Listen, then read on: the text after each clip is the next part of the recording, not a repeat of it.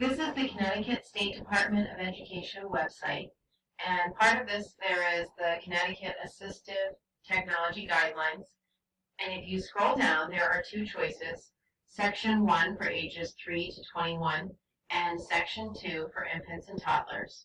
So if you click on Section 1, this brings you to a new page where there is an overview, a general overview that if you go to this, it provides you with information about IDEA.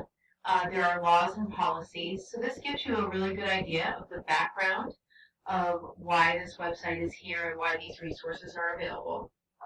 The next part, these next two, if you click on them, this helps you to identify students that you might be considering for assistive technology and whether or not they would require technological needs.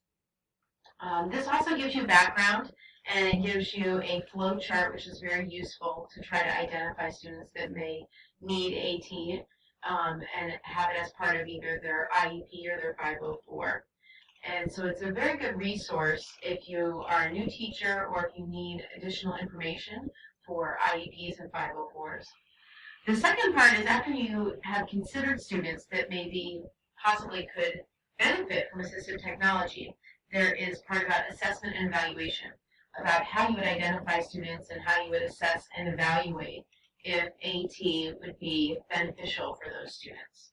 So this provides really great background for educators, as part of the process for IEPs and 504s. Then there's a section on funding.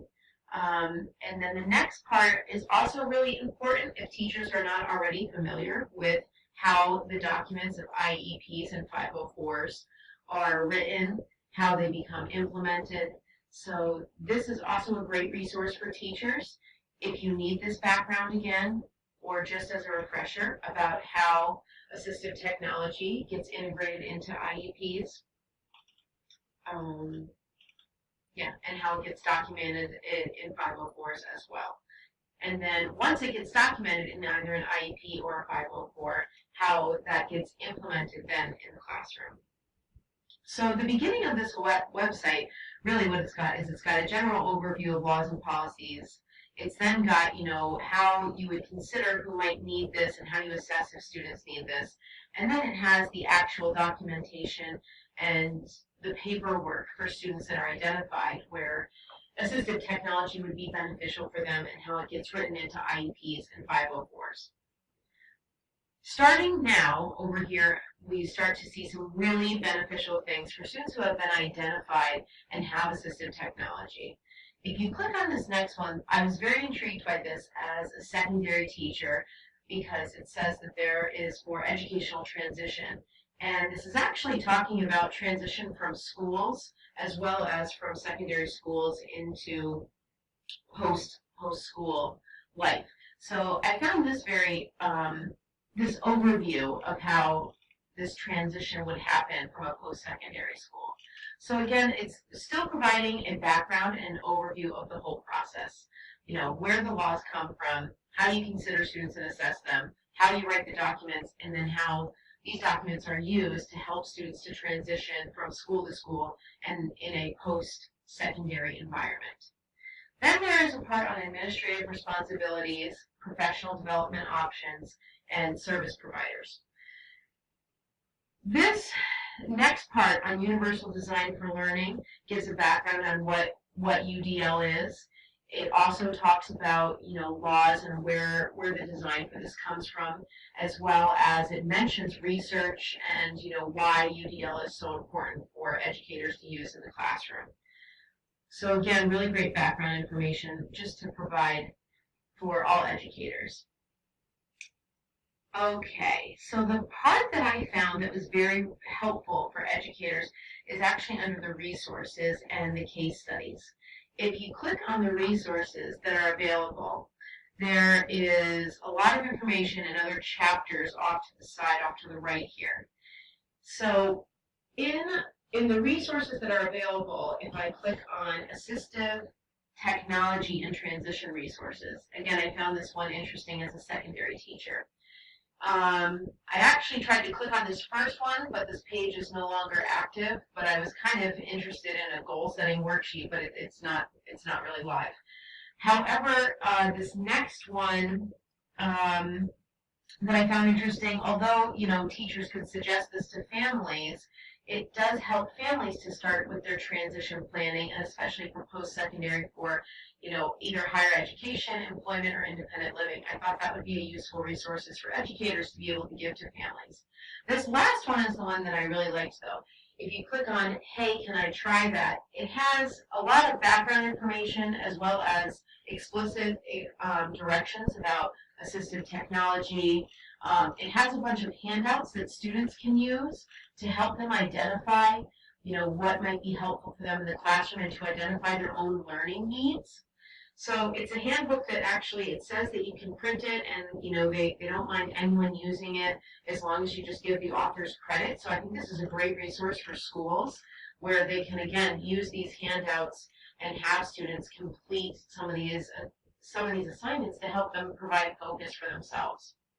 So I thought that might be a really good one, especially for special education teachers. Then if you keep going, the assistive technology web resources, there were a bunch in here that I found really interesting. One that was called Atomic Learning. You need to have a subscription, but then, it has a lot of software and that's available that could be used for either Microsoft Office or an iPad. Another one that I found interesting, especially as a secondary teacher, was the Alliance for Assistive Technology. This is a website of, really helping children and adults with disabilities to transition and be contributing members of their communities. And as a social studies teacher, I thought this would be a really great website for my students. There's also one that was called Click Speak, right here, Click Speak. And this says that it's a free Mozilla Firefox that allows students to highlight phrases and sentences as it reads, which I think could be a really great useful tool, especially as more teachers are using technology in their classroom, that they can start highlighting and writing right on the computer itself. And then there was also another one that I thought would be really useful for teachers called Project Gutenberg, in which there are, multiple ebooks that are available so that students who need things read out loud to them through Project Gutenberg, they can have these things read out loud to them. There's obviously, many more resources that are available in this part, but those were a couple of the ones that I highlighted and found interesting. Then if you keep going, there's assistive technology resources for implementation. And in this, I found there's something called Integrate, which is a blog. Here it is. Integrate. This blog discusses different ways that AT can be used as teachers are implementing it in the classroom. And I thought this was a really great way for teachers to communicate with one another about how to effectively use AT for students so that it's most beneficial. And then the last thing is that there were resources for training in Connecticut. And again, this is for administrators, which I think is also useful. But for teachers, I thought these resources for training in Connecticut, it also has, a lot of available resources for teachers, especially SERC, S-E-R-C, the State Education Resource Center. There's professional development that's available. It says that, there's best practices for educators. So there are a number of resources that have been put together for educators. And unfortunately, I did not know that this website existed at all. I had no idea about this. So that's kind of a brief tour. The final thing, if I go back to the beginning of this, is at the bottom there's also a glossary, there's references. I was looking through some of the case studies, and this is kind of interesting too because, as a beginning teacher, if you have a student that's struggling in your classroom and you can't figure out strategies to help them out. It does have different students with learning disabilities, and then it gives you a little summary about the student, the background about them, and then it also gives you a solution, right? So, this student was struggling with these issues, and here was the solution to help the student access the curriculum. So they do that with a number of different case studies off to the right over here, which is extremely helpful for teachers. I actually clicked on the student with Asperger's syndrome, because I actually have two students in the same classroom that are on this spectrum this year. I wish that this had been a little bit more in depth, but it did at least give, a couple of solutions that could be used for educators. So this is a really great resource for educators to bookmark, and then they will always have the option to go through these case studies. So that's kind of the overview of the Connecticut page for assistive technology and the guidelines. Multiple resources that educators of all grade levels, administrators, special education teachers, everyone can work together to address the needs of all their learners.